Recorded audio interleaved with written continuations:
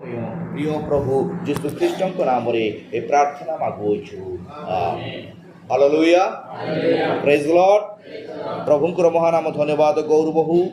ପ୍ରିୟ ପ୍ରଭୁ ଯୀଶୁ ରାଜା ଆମମାନଙ୍କୁ ଦୟାକରି ଆଜି ଏ ସୁନ୍ଦର ସହଭାଗିତାମାନଙ୍କୁ ଦେଇଛନ୍ତି।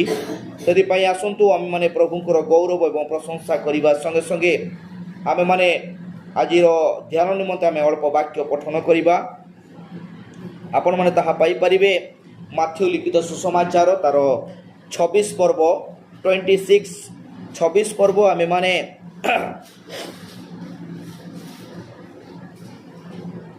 17 ପଦ ଠାରୁ ଆମେମାନେ ପାଠ କରିବା। 17 ପଦ ଠାରୁ ଆମେମାନେ 31 ପଦ ପର୍ଯ୍ୟନ୍ତ ପାଠ କରିବା। ମାଥ୍ୟୁ ପୁସ୍ତକ ତାର 26 ପର୍ବ 17 ପଦ ଠାରୁ ଆମେମାନେ 31 ପଦ ପର୍ଯ୍ୟନ୍ତ ପାଠ କରିବା। ଆମମାନଙ୍କ ମଧ୍ୟରୁ ଭାଇମାନେ ଅଛନ୍ତି, ପଢ଼ିବାରେ ସାହାଯ୍ୟ କରିବେ।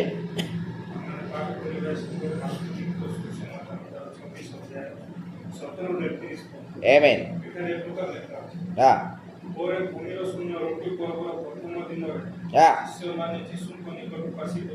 ପଚାରିଲେ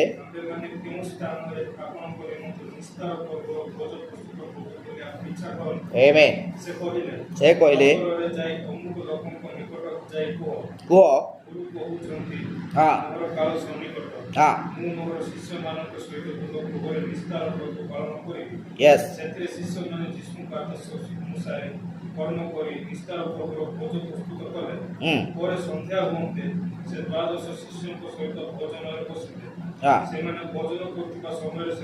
ସେ କହିଲେ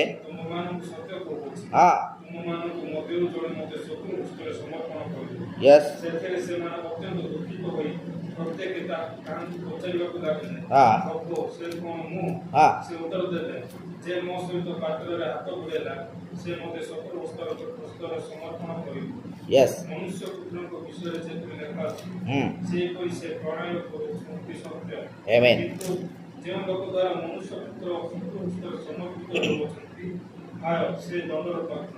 ସେହି ଲୋକର ଜନ୍ମ ନ ହୋଇନଥିଲେ ତାହା ପକ୍ଷରେ ଭଲ ହୋଇଥାନ୍ତା। ଏଥିରେ ଯେଉଁ ଜୀବତା ତାହାଙ୍କୁ 70 ବସ୍ତ୍ରରେ ସମର୍ପଣ କଲା ସେ ଉତ୍ତର ଦେଲା, ହେ ଗୁରୁ ସେ କ'ଣ ମୁଁ? ସେ ତାହାକୁ କହିଲେ, ତୁମେ କହୁଅଛ। ଆଉ ସେମାନେ ଭୋଜନ କରୁଥିବା ସମୟରେ ଯୀଶୁ ରୋଟି ଘେନି ଆଶୀର୍ବାଦ କଲେ ଓ ତାହା ଭାଙ୍ଗି ଶିଷ୍ୟମାନଙ୍କୁ ଦେଇ କହିଲେ, ନିଅ କର, ଏହା ମୋର ଶରୀର। ପୁଣି ସେ ପାନପତ୍ର ଘେନି ଧନ୍ୟବାଦ ଦେଲେ ଓ ସେମାନଙ୍କୁ ଦେଇ କହିଲେ, ଏଥିରୁ ସମସ୍ତେ ପାନ କର, କାରଣ ଯେଉଁ ନିୟମର ରକ୍ତ ଅନେକଙ୍କ ନିମନ୍ତେ ପାପ କ୍ଷମା ଉଦ୍ଦେଶ୍ୟରେ ପାଠିତ ହୋଇଅଛି।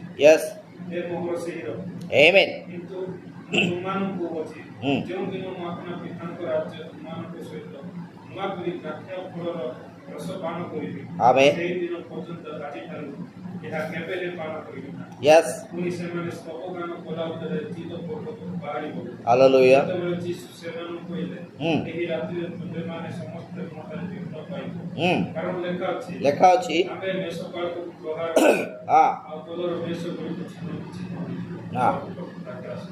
ଆମେନ୍। ହାଲେଲୁୟା। ଆସନ୍ତୁ ଆମେ ବାକ୍ୟ ଅଳ୍ପ ସମୟ ପ୍ରାର୍ଥନା କରିବା। ଧନ୍ୟବାଦ ଗୌରବ ତୁମକୁ ଦେଉଛୁ ବାପା, ଯେଉଁ ଅଂଶ ଆମେ ଅଧ୍ୟୟନ କରିଛୁ ଏ ଅଂଶର ନିଗୁଡ଼ ବିଷୟକୁ ଆମକୁ ପ୍ରକାଶ କର। ପ୍ରଭୁ ଆମେ ଅଯୋଗ୍ୟ, ଆମ ମାନ ପାଖରେ କୌଣସି ଜ୍ଞାନ ନାହିଁ, ବୁଦ୍ଧି ନାହିଁ। ବାବା ତୁମେ ହିଁ ସ୍ୱର୍ଗୀୟ ଅପ୍ରଭୁ ତୁମରି ଜ୍ଞାନ ଦ୍ୱାରା ପରିପୂର୍ଣ୍ଣ କର। ପ୍ରଭୁ ଯୀଶୁ ବାପା এই ବାକ୍ୟକୁ ଭାଙ୍ଗ ଏବଂ ତାହାର ନିଗୁଡ଼ ଭେଦ ରହସ୍ୟ ପ୍ରକାଶ କର। ଗୌରବ ତୁମକୁ ଦେଇ ପ୍ରିୟ ପ୍ରଭୁ ଯୀଶୁ ଖ୍ରୀଷ୍ଟଙ୍କ ନାମରେ ପ୍ରାର୍ଥନା ମାଗୁଅଛୁ। ହାଲେଲୁୟା। ଆସନ୍ତୁ ଆମେ ସମସ୍ତେ ବସିବା। ପ୍ରଭୁଙ୍କର ମହାନାମର ଧନ୍ୟବାଦ ଗୌରବ ହଉ। ପ୍ରିୟ ପ୍ରଭୁ ଯୀଶୁ ରାଜା ଆମମାନଙ୍କୁ ଆଜି ସୁନ୍ଦର ଭାବରେ ସୁଯୋଗ ଦେଇଛନ୍ତି। ଆମେ ତ ଗଲାଥର ନିଶ୍ଚୟ ଆନାଉନ୍ସ କରିଥିଲୁ ଚର୍ଚ୍ଚରେ, ବହୁତ ଲୋକମାନେ ଧ୍ୟାନ ଦେଉନାହାନ୍ତି କିମ୍ବା ସେଇ ବିଷୟକୁ ମନେ ରଖୁନାହାନ୍ତି। ମୁଁ ତ ଭାବୁଛି ମଣ୍ଡଳୀରେ ଅବାଧ୍ୟତା ହିଁ ଏହି ବିଷୟର ମୂଳ କାରଣ। କାରଣ ପ୍ରଭୁ ଆମମାନଙ୍କୁ ଏହି ଶେଷ ସମୟରେ ଗୋଟେ ବିଷୟ କହୁଛନ୍ତି, ନହଙ୍କ ସମୟରେ ଯେ ପ୍ରକାର ହେଉଥିଲା ମନୁଷ୍ୟ ପୁତ୍ରଙ୍କର ଆଗମନ ସମୟରେ ସେ ପ୍ରକାର ହବ। ହାଲେଲୁୟା। ଯଦି ମଣ୍ଡଳୀରେ ଏଇଟା ଶିକ୍ଷା କରି ଯଦି ଆମେ ଶିକ୍ଷା କରୁ କରୁ ଯଦି ଅବାଧ୍ୟତା ହେବା ଆଉ ଶିକ୍ଷା କରୁ କରୁ ଯଦି ନିଜ ନିଜ ବିଷୟରେ ଆମେ ଧ୍ୟାନ ଦେବା ତାହାର ଆଉ ବିଷୟ କିଛି ନାହିଁ। କାରଣ ବାଇବଲ ଲେଖା ହେଇଛି ଶୋଇବା ଲୋକର ଭାଗ ନାହିଁ, ଆଉ ଯେ ଜାଣି ଶୁଣି ଶୋଇଛି ତାକୁ ଉଠାଇବ କିଏ? ହାଲେଲୁୟା। ପ୍ରଭୁ ଆମକୁ କ୍ଷମା କରନ୍ତୁ। ଆଉ ମୁଁ ଚିନ୍ତା କରୁଛି এই ବିଷୟ ନେଇକି ଆଗାମୀ ଦିନରେ ପ୍ରଭୁ ଆମମାନଙ୍କୁ ସୁଯୋଗ ଦିଅନ୍ତୁ ଆମେମାନେ ତାହାକୁ ଚିନ୍ତା କରିବା। ଏଇଟା ଗୋଟେ ବିଷୟ ଆମେ ଦେଖୁଛୁ ଆଜି ଯେଉଁମାନେ କି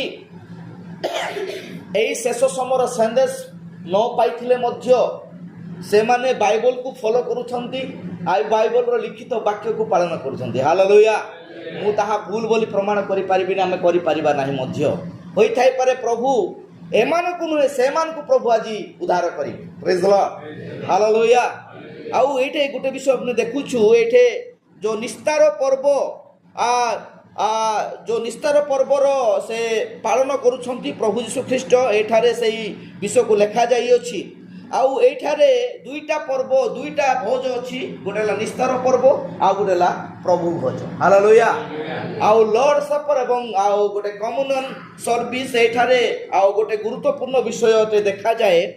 ଆଜି ଆମେ ଦେଖୁଅଛୁ ମୋର ପ୍ରିୟମାନେ ଆମମାନଙ୍କର ଜୀବନରେ এই বিষয় আজি কি প্রকার ভাবে আজি আমি তাহাকু নেউছু এবং কি প্রকার ভাবে তাহাকু আমি স্মরণ করুছু। ଏହା କୌଣସି ପାଳନୀୟ ବିଧି ନାହିଁ, ଏହା କୌଣସି ଆମମାନଙ୍କ ପାଇଁ ଗୋଟେ ଯୁକ୍ତିଯୁକ୍ତ ଇଏଟା ନାହିଁ, କିନ୍ତୁ ଏଇଟା ହେଉଛି ସତ୍ୟ ବାକ୍ୟ ଅଟେ। ହାଲେଲୁୟା। ଆଉ ଦେଖୁଛୁ ଏହାକୁ କ'ଣ ଭାଇମାନେ ଏହାକୁ କୁହନ୍ତି ପ୍ରଭୁ ଭୋଜ ଏକ ମୁକ୍ତିର ଦିବସ ବୋଲି ଗଣିତ କରନ୍ତି। ହାଲେଲୁୟା। ସହଭାଗିତାର ଏକ ମୁକ୍ତି ଅଛି। ଆମେ ଫେଲୋସିପ୍ ଦ୍ୱାରା ଏହି ପ୍ରଭୁ ଭୋଜ କେବଳ ଏକ ସ୍ମୃତି ନୁହେଁ, ଏହା ଏକ ସମ୍ପର୍କ ଏବଂ ଯେଉଁଠାରେ ପ୍ରଭୁଙ୍କର ଉପସ୍ଥିତି ଥାଏ। ହାଲେଲୁୟା।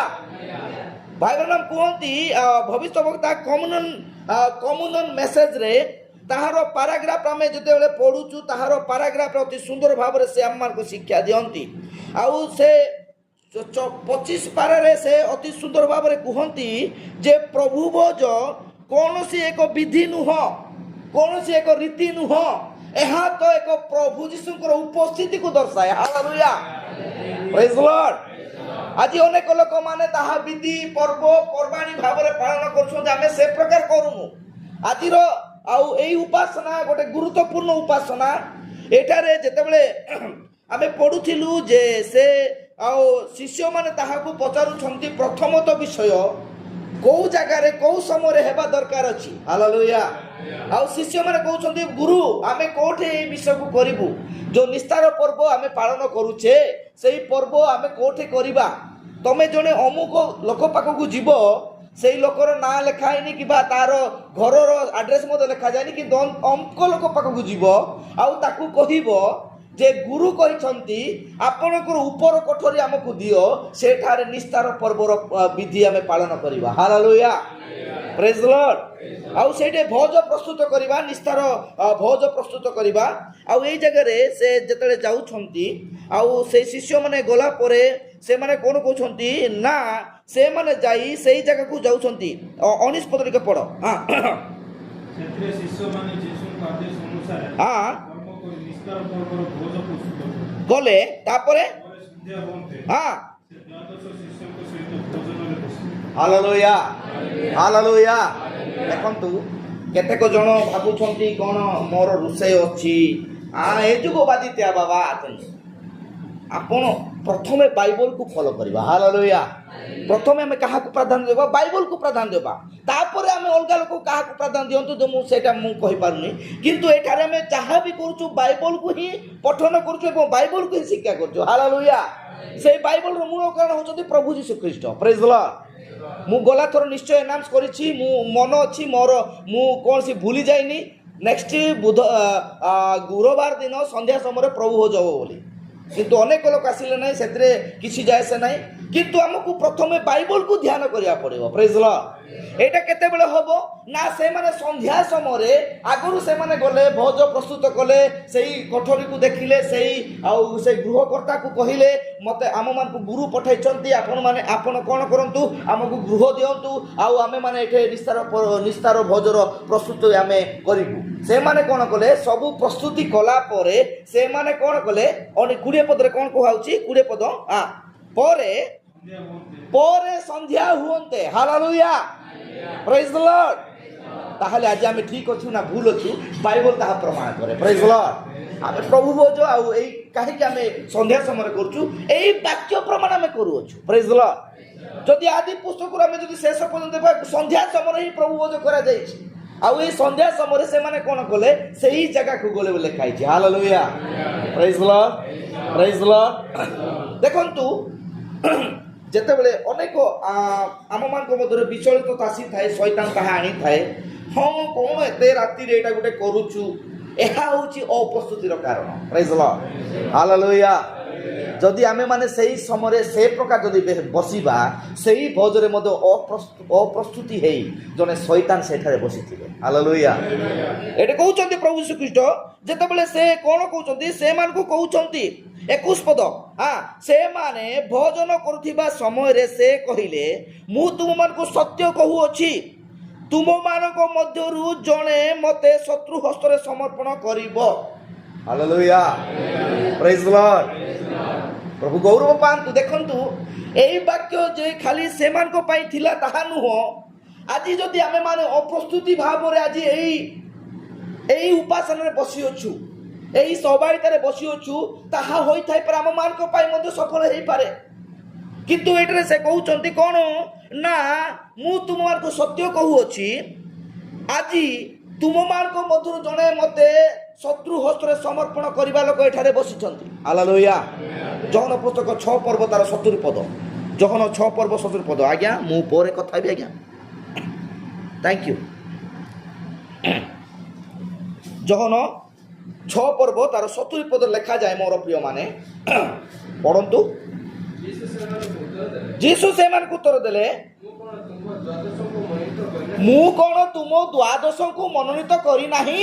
ହାଲେଲୁୟା।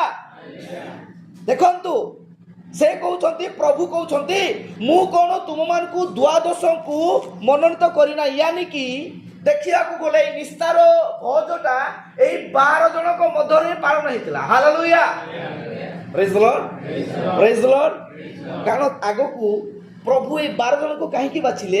କାରଣ ଏମାନଙ୍କ ଦ୍ୱାରା ସମଗ୍ର ମଣ୍ଡଳୀରେ ଏଇ ଶିକ୍ଷା ଦେବା ଦରକାର ଅଛି। ହାଲେଲୁୟା।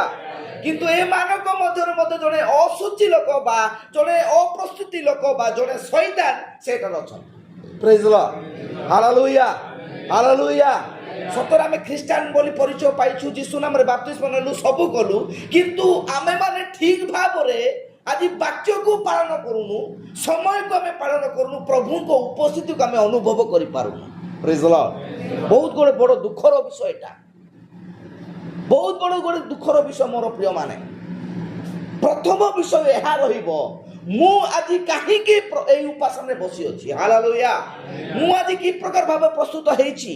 ଜଣେ ମୁଁ ଇସ୍କାରିୟତ ଜିହୁଦା ଭଳିଆ ଟଙ୍କାର ଗୋଟେ ଥଳି ଧରିକି ଆସିଛି। ଜଣେ ପ୍ରଭୁ ଯିଏ ଉଦ୍ଧାର କରେ ତାକୁ ମୁଁ ଶୈତାନ ଉଦ୍ଧାର କର୍ତ୍ତାକୁ ମୁଁ ଶତ୍ରୁତା ସମର୍ପଣ କରିବା ପାଇଁ ଆସିଛି, ନା ସେଇ ବାକ୍ୟକୁ ମୁଁ ଆମେନ୍ ବୋଲି ପାଳନ କରି ମୋ ପାଖେ ଥିବା ଶୈତାନକୁ ମୁଁ ଦୂର କରିବି। ହାଲେଲୁୟା। ପ୍ରେଜ୍ ଦ ଲର୍ଡ। ମୋର ପ୍ରିୟମାନେ ଧ୍ୟାନ ଦିଅନ୍ତୁ, ଆମମାନଙ୍କ ପାଇଁ ଏହା ଗୋଟେ ଗୁରୁତ୍ୱପୂର୍ଣ୍ଣ ବିଷୟ ଅଟେ। ସେ କହିଲେ କ'ଣ କହିଲେ? ମୁଁ ତୁମକୁ ସତ୍ୟ କହୁଅଛି ତୁମମାନଙ୍କ ମଧ୍ୟ ଜଣେ ଶୈତାନ ଅଛନ୍ତି ବା ଜଣେ ଶତ୍ରୁ ଅଛନ୍ତି, ସେ ମୋତେ କ'ଣ କରିବେ? ଶତ୍ରୁମାନଙ୍କ ଆଗରେ ସମର୍ପଣ କରିବେ। ହାଲେଲୁୟା। ତାପରେ 22 ପଦ। ସେଥିରେ ସେମାନେ ଅତ୍ୟନ୍ତ ଦୁଃଖିତ ହେଲେ। ହାଲେଲୁୟା। କାରଣ ଏଇ ବିଷୟ ଜାଣିପାରିଲେ ନାହିଁ। ପ୍ରେଜ୍ ଦ ଲର୍ଡ। ହାଲେଲୁୟା। କ'ଣ ଦିନ ବେଳେ ହେଇଲେ ଆଉ କ'ଣ ଭଲ ହେଇନଥାନ୍ତା? ମୁଁ ଟିକେ ଦେଖିଥାନ୍ତି ଦିନ ବେଳେ, ମୁଁ ସରାଇକି ଆଉ ଗୋଟେ ଅଲଗା କାମ ଯାଇଥାନ୍ତି। ବିଶ୍ରାମ ବାରର ବିଧି ତ ଭୟଙ୍କର, ତାହାକୁ ଛାଡ଼ି ଦିଅନ୍ତୁ। ଆମେ ତାହା ଆଉ କହିବା ପାଇଁ ଚାହୁଁନୁ। କିନ୍ତୁ ପ୍ରଭୁ ଭୋଜର ଅଂଶଗ୍ରହଣ କରିବା ପୂର୍ବରୁ ଏକ ପ୍ରସ୍ତୁତି ଜୀବନ ଦରକାର ଅଛି। ହାଲେଲୁୟା। ସେମାନେ କ'ଣ କରୁଥିଲେ? ବିଶ୍ରାମ ବାର ଆସିବା ପୂର୍ବରୁ ରାତ୍ରି ଠାରୁ ବିଶ୍ରାମ ବାର ସକାଳ ପର୍ଯ୍ୟନ୍ତ ସେମାନେ ପ୍ରସ୍ତୁତି ହେଉଥିଲେ। ହାଲେଲୁୟା। କୋଉମାନେ? ଇସ୍ରାଏଲ ଲୋକମାନେ। ପ୍ରଭୁ କହିଲେ ସେମାନଙ୍କ ପାଇଁ ରଖିଲେ, ତାହା ନୁହଁ, ଆମମାନଙ୍କ ପାଇଁ ମଧ୍ୟ ପ୍ରସ୍ତୁତିମୟ ଜୀବନ ଦରକାର ଅଛି। ଆଜି ଲୋକମାନେ ଏହା ପରମ୍ପରା ଭାବରେ ଗ୍ରହଣ କରୁଛନ୍ତି। ଆମେ ପରମ୍ପରାକୁ ଗ୍ରହଣ କରିବା ଲୋକ ନହୁଁ। ଆମେମାନେ ସମ୍ପୂର୍ଣ୍ଣ ଭାବରେ ପ୍ରଭୁଙ୍କ ଉପସ୍ଥିତିକୁ ଅନୁଭବ କରିବା ଲୋକ। ହାଲେଲୁୟା। ସେଥିପାଇଁ କହିଲେ ପ୍ରଭୁ ଭୋଜ ଗୋଟେ କ'ଣ ଅଟେ? ପ୍ରଭୁ ଭୋଜ ଗୋଟେ ପ୍ରଭୁଙ୍କର ଉପସ୍ଥିତିକୁ ଦର୍ଶାଏ। ସେଥିପାଇଁ ଏହା କୌଣସି ଚିହ୍ନ ନୁହଁ, ଏହା ତ ଲୁକ ପୁସ୍ତକ ଆଉ ତାର ଆମେ ଯଦି ପଢ଼ିବା ଲୁକ ପୁସ୍ତକ ତାର 22 ପର୍ବ 19 ପଦ ପଢ଼ନ୍ତୁ। ପୁଣି ସେ ରୋଟିକି ଆଣି ଧନ୍ୟବାଦ ଦେଲେ, ହଁ ତାହା ଭାଙ୍ଗି ହଁ ସେମାନଙ୍କୁ ଦେଇ କହିଲେ, କହିଲେ ତୁମମାନଙ୍କ ନିମନ୍ତେ ଦତ୍ତ ହୋଇଥିବା ମୋର ଶରୀର। ଓ ହାଲେଲୁୟା। ଯେତେବେଳେ ଆମ ପାଖରେ ରୁଟି ଭଙ୍ଗା ଯାଉଛି, ଯେତେବେଳେ ଆମକୁ ଦିଆଯାଉଛି, ସେତେବେଳେ ଆମେ କ'ଣ ଅନୁଭବ କରୁଛୁ? ସେତେବେଳେ ଆମେ କ'ଣ ନିଜକୁ ଫିଲିଂ କରୁଛୁ? କ'ଣ ମୁଁ କୋଉ ଜାଗାରେ ବସିଛି, ମୁଁ କୋଉ ସ୍ଥାନରେ ମୁଁ ଏବେ ଉପସ୍ଥିତ ଅଛି? ହାଲେଲୁୟା, ପ୍ରେଜ୍ ଦ ଲର୍ଡ।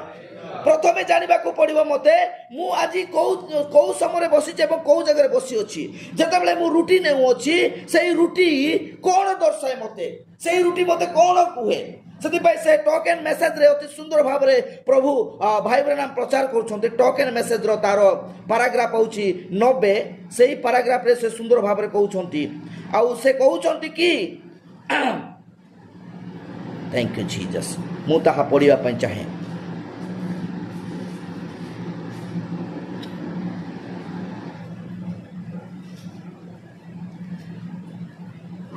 Hallelujah.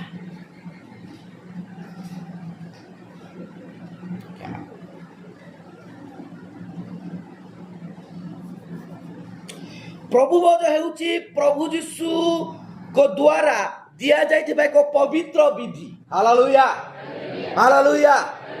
ଆଉ ଏହା ହେଉଛି ଏକ ପବିତ୍ର ବିଧି। ଏହାକୁ ଆମେ ସମ୍ମାନ ସହିତ ପାଳନ କରିବା ଦରକାର ଅଛି। ହାଲେଲୁୟା, ପ୍ରେଜ୍ ଦ ଲର୍ଡ। କ'ଣ? ସମ୍ମାନ ସହିତ। ପ୍ରଥମ ସ୍ଥାନ ହେଉଛି ସମ୍ମାନ। ହାଲେଲୁୟା। ଏମିତି ମୋର ସମୟ ପାଇଲି ବାସ୍ ଗଲି ବସିଲି ନାହିଁ, କ୍ଷମା କରିବେ। ସେମିତି କରିବା ଲୋକଙ୍କୁ କ'ଣ ହେଲା? ନିଜ ପାଇଁ, ନିଜ ଶରୀର ପାଇଁ ସେମାନେ ଦୁଃଖ ଆଣନ୍ତି, ପ୍ରଭୁଙ୍କର ଅଭିଶାପ ଆଣନ୍ତି। ହାଲେଲୁୟା। ସେଥିପାଇଁ ଲେଖାଯାଇଛି ମୋର ପ୍ରିୟମାନେ, ସତରେ ମୁଁ ଆଉ ଏଇଟା କାହାକୁ ପ୍ରେସର କରିବାର ବିଷୟ ନାହିଁ, ଏଇଟା ଗୁରୁତ୍ୱପୂର୍ଣ୍ଣ। କାହିଁକିନା ପ୍ରଭୁ ଆମମାନଙ୍କୁ ଏଇ ବିଧିକୁ ଦେଇଛନ୍ତି ବା ଏଇ ନିୟମକୁ ଦେଇଛନ୍ତି। ହାଲେଲୁୟା, ପ୍ରେଜ୍ ଦ ଲର୍ଡ। ଏମିତି ଥୋଡ଼ି ନା ମୁଁ କୋଉ ଜାଗାରେ ବସିଥିବି, ଆଜି ପ୍ରଭୁ ମୋତେ ଉଠିକି ଯିବି ମୁଁ ଶୁଣିକି, ନାଇଁ ନାଇଁ ନାଇଁ, ସେଇ ପ୍ରକାର ହେଇପାରିବ ନାହିଁ। ପ୍ରେଜ୍ ଦ ଲର୍ଡ, ହାଲେଲୁୟା। ଏଠି କହୁଛନ୍ତି, କ'ଣ କହୁଛନ୍ତି? ଏହା କ'ଣ ଅଟେ? ଏହା ଏକ ଆମମାନଙ୍କର ସମ୍ମାନ ସହିତ ଏହା ପାଳନ କରିବା ଉଚିତ। ଆଉ ତାର ଆମେମାନେ ଯେତେବେଳେ ପ୍ରଭୁ ଭୋଜ ନେଉଅଛୁ, ଆମେ ପ୍ରଭୁଙ୍କର ମୃତ୍ୟୁକୁ ସ୍ମରଣ କରୁଅଛୁ। ହାଲେଲୁୟା, ପ୍ରେଜ୍ ଦ ଲର୍ଡ, ପ୍ରେଜ୍ ଦ ଲର୍ଡ। କ'ଣ କରୁଅଛୁ? ଯେତେବେଳେ ଆମେ ପ୍ରଭୁ ଭୋଜ ନେଉଅଛୁ, ସେତେବେଳେ ପ୍ରଭୁଙ୍କର ସେଇ ମୃତ୍ୟୁକୁ ସ୍ମରଣ କରୁଅଛୁ। ପ୍ରେଜ୍ ଦ ଲର୍ଡ, ହାଲେଲୁୟା। କରୁଅଛୁ ଓ ସେ ପୁଣି ଆସିବେ ବୋଲି ଘୋଷଣା କରୁଅଛୁ। ହାଲେଲୁୟା। ସେ ମରିଗଲା ସରିଗଲା ସେମିତି ନୁହଁ। ପ୍ରେଜ୍ ଦ ଲର୍ଡ। ଏହା ଗୋଟେ ବିଶ୍ୱାସ ଯୋଗ୍ୟ। ପ୍ରେଜ୍ ଦ ଲର୍ଡ। ଆମ ପ୍ରଭୁ ମରିଗଲେ ସରିଗଲା ସେତିକି ନାହିଁ, ସେ ଆସିବେ ବୋଲି ଆମେ ଆଜି ପର୍ଯ୍ୟନ୍ତ ବିଶ୍ୱାସରେ ଘୋଷଣା କରୁଅଛୁ। ପ୍ରେଜ୍ ଦ ଲର୍ଡ।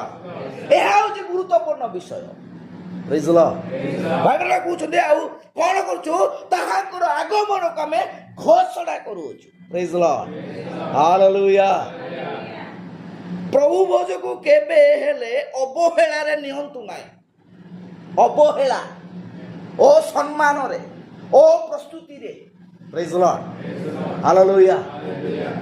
ଓ ପ୍ରସ୍ତୁତିରେ, ଅବହେଳାରେ, ଅସମ୍ମାନରେ ନିଅନ୍ତୁ ନାହିଁ। ଏହା ଜୀବନ ଓ ମୃତ୍ୟୁ ସମ୍ବନ୍ଧୀୟ ଏକ ବିଧି। ହାଲେଲୁୟା। କ'ଣ ଅଟେ?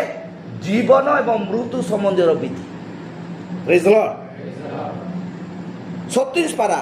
ଯଦି କେହି ଅଯୋଗ୍ୟ ଭାବରେ ପ୍ରଭୁ ଭୋଜ ନେଇଅଛନ୍ତି, ସେ ନିଜ ଉପରେ ଦଣ୍ଡ ଆଣନ୍ତି। କ'ଣ ଆଣନ୍ତି? ଦଣ୍ଡକୁ ଆଣନ୍ତି। ପ୍ରେଜ୍ ଦ ଲର୍ଡ, ହାଲେଲୁୟା। ଆପଣମାନଙ୍କ ମଧ୍ୟରୁ ମଧ୍ୟ ଆମେ ଯେତେବେଳେ ବସୁ, ଯଦି ଅପ୍ରସ୍ତୁତିରେ ଆମେ ଅଛୁ, ଆମେ ମଧ୍ୟ ନ ନେଇକି ବସିଲେ କିଛି ଅସୁବିଧା ନାହିଁ। ହାଲେଲୁୟା। ଏକ ପବିତ୍ର ଭୋଜରେ ଅଂଶଗ୍ରହଣ ପ୍ରଭୁଙ୍କର ଉପସ୍ଥିତିରେ ମିଳେ। ହାଲେଲୁୟା। ସେ କ'ଣ କରନ୍ତି? ସେ ନିଜ ଉପରେ ଦଣ୍ଡ ଆଣନ୍ତି। ପ୍ରଭୁ ଭୋଜ ସଦା କ୍ରୁଶର ଦିଗକୁ ଆମକୁ ଦେଖାଇଥାଏ। ହାଲେଲୁୟା। ଅର୍ଥାତ କ୍ରୁଶ ଉପରେ ପ୍ରଭୁଙ୍କର ଯେଉଁ ଆଶ୍ଚର୍ଯ୍ୟ କାର୍ଯ୍ୟ ଆମ ପାଇଁ ହେଇଛି ସେଇ ବିଷୟକୁ ସ୍ମରଣ କରିଥାଏ। ହାଲେଲୁୟା। ଆଉ ସେଇ ଟୋକେନ ମେସେଜର ପାରାଗ୍ରାଫ 92ରେ ରକ୍ତ ହେଉଛି ଏକ ଚିହ୍ନ ଯାହା ଦେଖାଏ ଯେ ଆମେ ଉଦ୍ଧାର ପାଇଛୁ। ହାଲେଲୁୟା। ପ୍ରେଜ୍ ଦ ଲର୍ଡ। ବୁଝୁଛନ୍ତି? ହାଲେଲୁୟା। କଣଟେ? ରକ୍ତ ଏକ ଚିହ୍ନ। ଏଇ ଚିହ୍ନ କଣ କରିଥାଏ? ଏଇ ଚିହ୍ନ ଦ୍ୱାରା ଆମେ ଉଦ୍ଧାର ପାଇଛୁ ବୋଲି ଲୋକଙ୍କ ଆଗରେ ଆମେ ପ୍ରମାଣ ଦେଉଛୁ। ହାଲେଲୁୟା। ପ୍ରେଜ୍ ଦ ଲର୍ଡ। ଆଉ ସେଟା କଣ କହୁଛି? ଆମମାନଙ୍କୁ ପ୍ରମାଣ ଦେଉଛୁ। ଆଉ ତାହାର କେବଳ ରକ୍ତ ବିଷୟରେ କହିବା ନୁହେଁ, ଏହାକୁ ଜୀବନରେ ଲାଗୁ କରି ରଖିବା ଦରକାର ଅଛି। ହାଲେଲୁୟା। ଖାଲି ରକ୍ତ ରକ୍ତ କହିଲେ ହବ ନାହିଁ। ଖାଲି ରକ୍ତ କହିଲେ କଣ ଉଦ୍ଧାର ପାଇବ କି? ରକ୍ତ ଠାରେ ଥିବା ବାକ୍ୟ ହିଁ ପ୍ରଥମେ ଆମକୁ ଉଦ୍ଧାର ଦେଇଥାଏ। ହାଲେଲୁୟା। ପ୍ରେଜ୍ ଦ ଲର୍ଡ। ପ୍ରେଜ୍ ଦ ଲର୍ଡ। ଖାଲି ରକ୍ତ ରକ୍ତ ରକ୍ତ ଖାଲି କହିଲେ ହବ ନାହିଁ। ରକ୍ତ ଭିତରେ ଥିବା ସେଇ ବାକ୍ୟ ଆମ ମାନଙ୍କୁ ଆଜି ଉଦ୍ଧାର କରୁଅଛି। ପ୍ରେଜ୍ ଦ ଲର୍ଡ। ହାଲେଲୁୟା। ହଁ, ତାର 105 ପାରା ପ୍ରଭୁ ଭୋଜ ଦେଖାଏ ଯେ ଆମେ ସେଇ ରକ୍ତରେ ବିଶ୍ୱାସ କରୁଛୁ। ହାଲେଲୁୟା। ଏଇ ପ୍ରଭୁ ଭୋଜ ଆମମାନଙ୍କୁ ଏଇ ବିଷୟ ଶିଖାଏ, ଆମେ ସେଇ ରକ୍ତର ଯେଉଁ ଆଶ୍ଚର୍ଯ୍ୟ ବିଷୟକୁ ଆମେ ବିଶ୍ୱାସ କରିଅଛୁ। ପ୍ରେଜ୍ ଦ ଲର୍ଡ। ହାଲେଲୁୟା। ଆଉ ସେଥିପାଇଁ ଆମମାନଙ୍କ ଜୀବନରେ ଏହା ଦରକାର ଅଛି। ହାଲେଲୁୟା। କମ୍ୟୁନିୟନ ମେସେଜରେ ଭାଇମାନେ କହନ୍ତି 20 ନମ୍ବର ପାରାରେ, ଏହା ସେଇ ଶେଷ ରାତ୍ରି ଥିଲା ଯେତେବେଳେ ପ୍ରଭୁ ଯୀଶୁ କ୍ରୁଶ ପୂର୍ବରୁ ଅର୍ଥାତ୍ କ୍ରୁଶବିଦ ପୂର୍ବରୁ ତାହାଙ୍କ ଶିଷ୍ୟମାନଙ୍କ ସହିତ ଭୋଜ ପ୍ରସ୍ତୁତ କରିଥିଲେ। ହାଲେଲୁୟା। ପ୍ରେଜ୍ ଦ ଲର୍ଡ। ନିର୍ଦ୍ଦିଷ୍ଟ ତ ଆଜି ଦିନ ତାହା ଆଜିର ଦିନ ବୋଲି ଆମେ ତାହା ଗଣନା କରିପାରିବା କିମ୍ବା କହିପାରିବା ନାହିଁ, କିନ୍ତୁ ଗୋଟିଏ ବିଷୟକୁ ଆମେ ସ୍ମରଣ କରୁଛୁ ବା ତାହାକୁ ଆମେ ହୃଦୟ ସହକାରେ ତାହା ଆଜି ପ୍ରଭୁ ଭୋଜର ଅଂଶଗ୍ରହଣ କରୁଅଛୁ। ପ୍ରଭୁ ଭୋଜନ ହେଉଛି ଏକ ପବିତ୍ର ଆଦେଶ ଯାହା ପ୍ରତ୍ୟେକ ବିଶ୍ୱାସୀ ପାଳନ କରିବା ଉଚିତ ଅଟେ। ହାଲେଲୁୟା। କିଏ? ବିଶ୍ୱାସୀ। ଦେଖ, 12 ଜଣଙ୍କ ମଧ୍ୟରୁ ପ୍ରଭୁ 12 ଜଣଙ୍କୁ ମନୋନୀତ କରିଥିଲେ ନାଇଁ କି? କିନ୍ତୁ ସେ ମନୋନୀତ କରିଥିଲେ, କିନ୍ତୁ ସେ କ'ଣ ପାଇଁ ସେଟା କହୁଛନ୍ତି? ତୁମମାନଙ୍କ ମଧ୍ୟ ଜଣେ ଶୈତାନ ଅଛନ୍ତି। ପ୍ରେଜ୍ ଦ ଲର୍ଡ। ହାଲେଲୁୟା। ଆସନ୍ତୁ ମାଥ୍ୟୁ ପୁସ୍ତକ ଆମେ ପଢ଼ିବା 23 ପଦ, ତାର 26ର 23 ପଦ। ସେ ଉତ୍ତର ଦେଲେ, କୁହ। ଓ, ମୁଁ ସେଥିପାଇଁ କହୁଛି ପ୍ରସ୍ତୁତି ଏକ ଗୁରୁତ୍ୱପୂର୍ଣ୍ଣ ବିଷୟ। ହାଲେଲୁୟା। ପ୍ରେଜ୍ ଦ ଲର୍ଡ। ଯେ ମୋ ସହିତ ପାତ୍ରରେ ବା ହାତ ବୁଡ଼ାଉଛି, ପଢ଼ନ୍ତୁ ସେଇ ପୁନର୍ବାର ସେଇ ପଦ ପଢ଼ ବାବା। ସେ ଉତ୍ତର ଦେଲେ,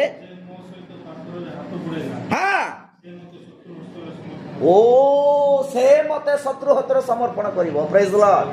ହାଲେଲୁୟା। ଏହା ନିସ୍ତାର ପର୍ବ ଥିଲା। ଏହା ପରେ ପ୍ରଭୁ ଭୋଜର ବିଧି ଚାଲିବ। ପ୍ରେଜ୍ ଦ ଲର୍ଡ। ହାଲେଲୁୟା। ଏହାପରେ ପ୍ରଭୁ ଭୋଜର ବିଧି। ମୁଁ କାହିଁକି ଏ ବିଷୟ କହୁଛି ମୋର ପ୍ରିୟମାନେ? ଆମେ ଏପର୍ଯ୍ୟନ୍ତ ରୁଟି ଭାଙ୍ଗିନୁ ବା ରୁଟିର ମାନେ ପ୍ରଭୁ ରକ୍ତର ଅଂଶ ବା ଦ୍ରାକ୍ଷାରସର ଅଂଶ ଗ୍ରହଣ କରିନୁ। ହାଲେଲୁୟା। ତା ପୂର୍ବରୁ ପ୍ରଭୁଙ୍କ ବାକ୍ୟ ଆଜି ଏ ବିଷୟକୁ ଶିକ୍ଷା ଦେଉଅଛି। ପ୍ରେଜ୍ ଦ ଲର୍ଡ। ହାଲେଲୁୟା। ଗୁରୁତ୍ୱପୂର୍ଣ୍ଣ ବିଷୟ। ଆପଣମାନେ ଆଗକୁ ଧ୍ୟାନ ଦିଅନ୍ତୁ। ଯଦି ପ୍ରଭୁ ଭୋଜ ଉପାସନା ଅଛି ବୋଲେ ଆଗରୁ ପ୍ରସ୍ତୁତ ହେଇକି ଉପାସନାରେ ଉପସ୍ଥିତ ରହିବା ଦରକାର ଅଛି। ପ୍ରେଜ୍ ଦ ଲର୍ଡ। ହାଲେଲୁୟା। ଏହା ଗୋଟେ ଗୁରୁତ୍ୱପୂର୍ଣ୍ଣ ବିଷୟ। ମୋର ପ୍ରିୟମାନେ, ଆମମାନଙ୍କ ଜୀବନକୁ ଆମେ ଦେଖୁଅଛୁ, ଆମେ ଭାବୁଛୁ ହଁ ଆମେ ଉଦ୍ଧାର ପାଇବୁ ବୋଲି, କିନ୍ତୁ ସହଜ ନୁହଁ ଉଦ୍ଧାର ପାଇବା। ସହଜ ନୁହଁ ସେଇ ବିଷୟକୁ ଆମେ ଆଉ ସମ୍ପୂର୍ଣ୍ଣ ଭାବେ ଗ୍ରହଣ କରିବା। ଆଉ ସେ କହୁଛନ୍ତି, ଆଉ ସେହି ରୁଟି ଭାଙ୍ଗି କହିଲେ ଏହା ମୋର ଶରୀର। ସେ କହୁଛନ୍ତି ପ୍ରଭୁଙ୍କ ସହିତ ଅଂଶଗ୍ରହଣ କରିବା, ସେ ରୁଟି ଭାଙ୍ଗି କହିଲେ ଏହା ମୋର ଶରୀର। ହାଲେଲୁୟା। ହାଲେଲୁୟା। ଆଉ ଗୋଟେ ବିଷୟ ମୁଁ କହିବା ପାଇଁ ଚାହେଁ, ପ୍ରତ୍ୟେକ ଉପାସନା ଆମେ ପଛରେ ଯାଇକି ବସିଲେ ଠିକ୍ ହେବ, କିନ୍ତୁ ପ୍ରଭୁ ଭୋଜ ଉପାସନାରେ ଠିକ୍ ସମୟରେ ବସିବା ଗୁରୁତ୍ୱପୂର୍ଣ୍ଣ ବିଷୟ ଅଟେ। ହାଲେଲୁୟା। କାହିଁକିନା ସେ ଏଇ ବାକ୍ୟ ଦ୍ୱାରା ପ୍ରସ୍ତୁତି ଜୀବନ ପାଇବ। ପ୍ରେଜ୍ ଦ ଲର୍ଡ। ହାଲେଲୁୟା। ଏହି ବାକ୍ୟ ଦ୍ୱାରା ସେ ନିଜକୁ ପ୍ରସ୍ତୁତ କରିପାରିବ। ଏହି ବାକ୍ୟ ଦ୍ୱାରା ସେ ନିଜକୁ ସମର୍ପଣ କରିପାରିବ। କାରଣ ଯଦି ସେ ଅପ୍ରସ୍ତୁତ ହେଇକି ରହିବ, ସେ କହିଲେ ସେ ଆଜି ମୋ ସହିତ ରୁଟି ବୁଡ଼ାଉ ମାନେ ହସ୍ତ ବୁଡ଼ାଉଛି ଏଇ ପାତ୍ରକୁ। କ'ଣ ପାଇଁ? ସେ ତା ପାଖରେ ପବିତ୍ରତା ନାହିଁ। ସେ ଇସ୍କାଟ ଜିହୁଦା ଓ ତା ସୈତାନ ତାକୁ ଅଲରେଡି କ୍ୟାପଚର କରିଛି। ସେ ନାନା ପ୍ରକାର ଚିନ୍ତା ନେଇକି ଏଇ ଭୋଜରେ ପ୍ରସ୍ତୁତ ହେବାକୁ ଯାଉଅଛି, ଏଇ ଭୋଜର ଅଂଶଗ୍ରହଣ ହେବାକୁ ଯାଉଛି। ହାଲେଲୁୟା। 24 ପଦ ପଢ ବାବା। 24 ମନୁଷ୍ୟ ପୁତ୍ରଙ୍କ ବିଷୟରେ ଯେହେତୁ ଲେଖା ଅଛି। ସେହିପରି ସେ ପ୍ରଣୟ କରୁଅଛନ୍ତି। କିନ୍ତୁ ଯେଉଁ ଲୋକ ଦ୍ୱାରା ମନୁଷ୍ୟ ପୁତ୍ର ଶତ୍ରୁ ହସ୍ତରେ ସମର୍ପଣ କରୁଛନ୍ତି, ହାୟ ସେ କଣ ଅଟେ? ଦଣ୍ଡର ପାତ୍ର। ହାଲେଲୁୟା। ପ୍ରେଜ୍ ଦ ଲର୍ଡ। ହାୟ ସେ ଦଣ୍ଡର ପାତ୍ର। ମୋର ପ୍ରିୟମାନେ, ଆମମାନଙ୍କ ଜୀବନରେ ଆଜି ସେଇ ବିଷୟ ପ୍ରକାଶ ନ ହଉ। ତାପରେ ପଢ଼ନ୍ତୁ ଭାଇ।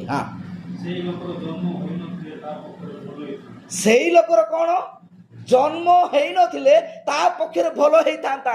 ଅର୍ଥାତ୍ ସେ ଜନ୍ମ ନ ହେଇଥିଲେ ସେ କି ପ୍ରକାର ଅନର୍କ ଯାଇନଥାନ୍ତା ନା। ହାଲେଲୁୟା। ପ୍ରେଜ୍ ଦ ଲର୍ଡ। ପ୍ରେଜ୍ ଦ ଲର୍ଡ। ଏକ ଗୁରୁତ୍ୱପୂର୍ଣ୍ଣ ବିଷୟ, ଏଟାକୁ ଆମେ ଅତି ଯତ୍ନର ସହିତ ଧ୍ୟାନ ଦେବା ଦରକାର ଅଛି ମୋର ପ୍ରିୟମାନେ। ନିଜ ଜ୍ଞାନକୁ ଏଠି ଲଗାଇବାର ନାହିଁ, ନିଜ ବୁଦ୍ଧିକୁ ଲଗାଇବାର ନାହିଁ, ନିଜର ଗୁଣ ଗାଡ଼ିମାକୁ ଲଗାଇବାର ନାହିଁ। ଏଇଠି ସେ ବିଷୟ ଲାଗିପାରିବ ନାହିଁ। ହାଲେଲୁୟା। ଅତି ନମ୍ର ସହିତ, ଅତି ଭଦ୍ର ସହିତ, ଅତି ମୃଦୁର ସହିତ, ଅତି ଆଉ ସମ୍ପୂର୍ଣ୍ଣ ପବିତ୍ରତା ସହିତ ଏହି ଅଂଶରେ ଗ୍ରହଣ ନିଜକୁ ପ୍ରସ୍ତୁତ କରିବା ଦରକାର ଅଛି। ହାଲେଲୁୟା। ହାଲେଲୁୟା। ଆଉ ତାପରେ ପଢ଼ନ୍ତୁ ତଳକୁ। ଏଥିରେ ଯେଉଁ ଜିହୁଦା ଶତ୍ରୁ ହସ୍ତରେ ସମର୍ପଣ କଲା, ୟେସ୍। ସେ ଉତ୍ତର ଦେଲା, ସେ କଣ ମୁଁ? ଦେଖ ଇଏ ଡାହାଣ ନାଇଁ କି ନିଜର ବିଷୟକୁ ଲୁଚାଇବା ପାଇଁ ତାହାକୁ ଶୈତାନ ବ୍ୟବହାର ତା ପାଟି ଜିହୁଦା କହୁଛି ନାଇଁ କି। ଏଥିରେ ଜିହୁଦା କହୁଛି ପ୍ରଭୁ ସେ କଣ ମୁଁ? ପିତର କହିଲା ପ୍ରଭୁ ମୁଁ। ଜହନ କହିଲା ପ୍ରଭୁ ମୁଁ। ଜିହୁଦା କହିଲା, ଏ ସମସ୍ତେ ପଚାରୁଛନ୍ତି ନାଇଁ କି। ଯୀଶୁ ଯେତେବେଳେ କହିଲେ ତୁମମାନଙ୍କ ମଧ୍ୟରେ ଜଣେ ଅଛନ୍ତି। ହାଲେଲୁୟା। ତୁମମାନଙ୍କ ମଧ୍ୟରେ ଜଣେ ଅଛନ୍ତି, ସେ ମୋତେ ଆଜି ଶତ୍ରୁସ୍ତ୍ର ସମର୍ପଣ କରିବ। ଜିହୁଦା କହୁଛି ପ୍ରଭୁ ମୁଁ। ଇଏ କିଏ ଅଟନ୍ତି? ଇଏ ସେ ଢୁଙ୍ଗି ଅଟନ୍ତି। ହାଲେଲୁୟା। ହାଲେଲୁୟା। ଇଏ ସେଇ ଢୁଙ୍ଗି ଅଟନ୍ତି ମୋର ପ୍ରିୟମାନେ। ଆମେ ଜିହୁଦା ପରି କାହିଁକି ହେବା? ସମ୍ପୂର୍ଣ୍ଣ ହୃଦୟ ସହକାରେ ଏହି ବାକ୍ୟକୁ ଆମେନ୍ ବୋଲି ପାଳନ କରିବା। ହାଲେଲୁୟା। ସେଥିରେ କ'ଣ ହେଲା? ତାପରେ ପଢ଼ନ୍ତୁ 26 ପଦ। ସେ ତାହାକୁ କହିଲେ, ତୁମେ କହିଅଛ। କ'ଣ କହୁଛନ୍ତି? ଯୀଶୁ ତାକୁ କହିଲେ ତୁମେ କହିଅଛ, ମୁଁ କହୁନି। ମୁଁ କାହାକୁ ଯୀଶୁ ଡାଇରେକ୍ଟ କହିଥାନ୍ତେ ଜିହୁଦା ଶୈତାନଟା ମୋତେ ଇଏ କ'ଣ କରିଥାନ୍ତା? ଶତ୍ରୁତା ସମର୍ପଣ କରିଥାନ୍ତା। ହାଲେଲୁୟା। ହାଲେଲୁୟା। ବାକ୍ୟ ଆଜି ସର୍ବସାଧାରଣ ସମସ୍ତଙ୍କ ପାଇଁ ଶିକ୍ଷଣୀୟ ବିଷୟ ଅଟେ। ହାଲେଲୁୟା। ପ୍ରେଜ୍ ଦ ଲର୍ଡ। ପ୍ରଭୁ ଭୋଜ ଏମିତି ନିଆଯାଏ ନାହିଁ ଖାଲି ଆସିବ ବସିବ ପ୍ରାର୍ଥନା କରି ଭାଙ୍ଗିଦେଲେ ଖାଇବ। ନା ନା ନା ନା, ମୋତେ କ୍ଷମା କରିବେ। ହାଲେଲୁୟା। ଯଦି ଅପ୍ରସ୍ତୁତ ଅଛନ୍ତି ଆପଣମାନେ ଉଠିକି ମଧ୍ୟ ଯାଇପାରିବେ। ହାଲେଲୁୟା। ତାହା କୌଣସି ବାଧ୍ୟତା ନୁହଁ। এই বাক্য আমার কাছে প্রস্তুতিময় জীবন দরকার আছে। প্রেজ দ লর্ড। ହାଲେଲୁୟା। ସେ କହିଲେ 70 ଜଣକୁ ମୁଁ କ'ଣ ପ୍ରସ୍ତୁତ କରିନି? ମୋଟାମୋଟି ଭାବରେ ଆମେମାନେ 50 ଜଣ ବାପ୍ତିସ୍ମ ନେଇଛୁ ଏଇ ମଣ୍ଡଳୀରେ। 50 ଜଣକୁ ପ୍ରଭୁ କ'ଣ ମନୋନୀତ କରିନାହାନ୍ତି ଏଇ ପଦରେ? କରିଛନ୍ତି ନା ନାଇଁ? ହାଲେଲୁୟା। ସେଇ ଯୋହନ 6:70 ପଢ଼।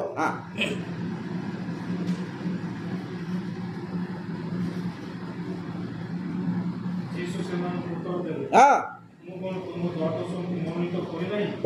କରିନାହିଁ। ତୁମମାନଙ୍କ ମଧ୍ୟରୁ ଜଣେ ଶୈତାନ। ତାପରେ 71। ବାସ୍। ସିମୋନର ପୁତ୍ର ଜିହୁଦାକୁ ଅର୍ପଣ କରି ତ୍ୟାଗ କରିବ। କାରଣ ସେ ଦ୍ୱାଦଶଙ୍କ ମଧ୍ୟରେ ଜଣେ, ଆଉ ସେ ତାହାକୁ ଶତ୍ରୁ ହସ୍ତରେ ସମର୍ପଣ କରିବାକୁ ଯାଉଥିଲା। ହାଲେଲୁୟା। କାରଣ ଇଏ ଶତ୍ରୁ ହସ୍ତରେ ସମର୍ପଣ କରିବା ପାଇଁ ପ୍ରଭୁକୁ ଯାଉଥିଲେ। ପ୍ରେଜ୍ ଦ ଲର୍ଡ। ହାଲେଲୁୟା। ଆସନ୍ତୁ ଆମେ ନିଜକୁ ନମ୍ର କରିବା। ଏ ଭୋଜକୁ ନେବା ପୂର୍ବରୁ, ନିଜ ହସ୍ତରେ ସେଇ ରୁଟିକୁ ନେବା ପୂର୍ବରୁ, ନିଜ ହସ୍ତରେ ସେଇ ଦ୍ରାକ୍ଷରସ ନେବା ପୂର୍ବରୁ ସେଇ ରକ୍ତର ଚିଠା, ରକ୍ତର ଚିହ୍ନକୁ ଆମେ ଧାରଣ କରିବା। ହାଲେଲୁୟା। ହାଲେଲୁୟା। ଆମେ ସମସ୍ତେ ପ୍ରିୟମାନେ ନିଜକୁ ସମ୍ପୂର୍ଣ୍ଣ ଭାବେ ନମ୍ରତା ସହିତ ପ୍ରଭୁଠାରେ ଉତ୍ସର୍ଗ କରି ଆମେ ଅଳ୍ପ ସମୟ ସମସ୍ତେ ଆମେ ପ୍ରାର୍ଥନା କରିବା। ଆସନ୍ତୁ ଆମେ ସମସ୍ତେ ନିଜକୁ ପ୍ରଭୁଠାରେ ଉତ୍ସର୍ଗ କରିବା। ହୋଇଥାଇପାରେ ପ୍ରଭୁ ମୁଁ ଆଜି ପ୍ରସ୍ତୁତ ହେଇନି, ହୋଇଥାଇପାରେ ପ୍ରଭୁ ମୁଁ ଆଜି ପ୍ରଭୁ ଆଗରୁ ମୁଁ